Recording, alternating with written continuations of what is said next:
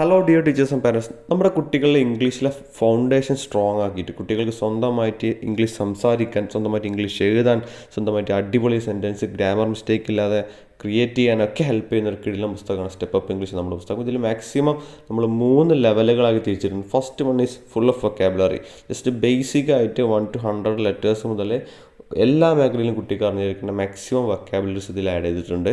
അത് കഴിഞ്ഞാൽ പിന്നെ നമുക്ക് ഇൻ്റർമീഡിയറ്റ് ലെവലാണ്. ഇൻ്റർമീഡിയറ്റ് ലെവൽ നമ്മൾ ആദ്യം ബേസിക് ആയിട്ടുള്ള സിംഗുലർ പ്ലൂറൽ അങ്ങനെ ബേസിക് ഗ്രാമർ കാര്യങ്ങൾ കൊടുത്തിട്ടുണ്ട്. അത് കഴിഞ്ഞ് കുറേ അഡ്ജക്റ്റീവ്സ്, നമുക്ക് സെൻറ്റൻസ് മേക്കിംഗ്, അതുപോലെ സ്പോക്കൺ ഇംഗ്ലീഷിന് വേണ്ട ഒരുപാട് വൊക്കാബുലറീസ് കാര്യങ്ങൾ കൊടുത്തിട്ടുണ്ട്.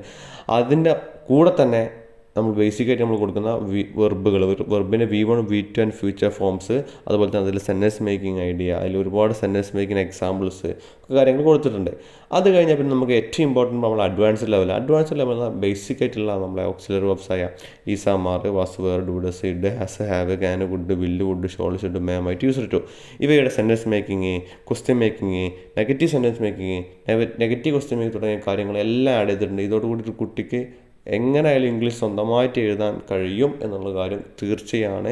നല്ല സ്പീക്കിംഗ് പ്രാക്ടീസ് കൊടുത്താൽ സ്വന്തമായിട്ട് ഇംഗ്ലീഷ് സംസാരിക്കാൻ അവർക്ക് നല്ലൊരു കോൺഫിഡൻസ് ഉണ്ടാവും. അതുപോലെ തന്നെ നമ്മുടെ പല കുട്ടികളിലും ഇംഗ്ലീഷിൽ മാത്രം മാർക്ക് കുറഞ്ഞു പോകേണ്ട കാരണം അവർക്ക് ഇംഗ്ലീഷ് യൂസ് ചെയ്യാൻ, അതുപോലെ വൊക്കാബുലറി, അതുപോലെ തന്നെ sentence making, question making idea ഇല്ലാത്തതുകൊണ്ടാണ്. അത് വളരെ ഈസി ആയിട്ട് ജസ്റ്റ് വായിക്കാൻ അറിഞ്ഞാൽ മാത്രം മതി. ഏതൊരാൾക്കും, കുട്ടികളായാലും വലിയവരാളും ഏതൊരാൾക്കും വളരെ ഈസി ആയിട്ട് ഇംഗ്ലീഷ് അടിപൊളിയായിട്ട് ഫൗണ്ടേഷൻ സ്ട്രോങ് ആക്കി എടുക്കാൻ പറ്റിയ ഒരു പുസ്തകമാണിത്. അപ്പോൾ ഇതിൻ്റെ ഏറ്റവും അവസാനം നമുക്ക് ബേസിക്കായിട്ട് നമ്മൾ ഉപയോഗിക്കുന്ന സ്പോക്കൺ ഇംഗ്ലീഷ് പ്രാക്ടീസിന് പറ്റിയ ഒരുപാട് സെൻറ്റൻസ്, ഓരോ ഒക്കേഷൻസിനനുസരിച്ച് പറ്റിയ ഓരോ സെൻറ്റൻസിൻ്റെ ഒരു ഭാഗം കൊടുത്തിട്ടുണ്ട്. അത് നിങ്ങൾ ഉപയോഗപ്പെടുത്താം. സോ താല്പര്യമുള്ളവരുണ്ടെങ്കിൽ കോൺടാക്ട് ചെയ്യാം. Okay, thank you.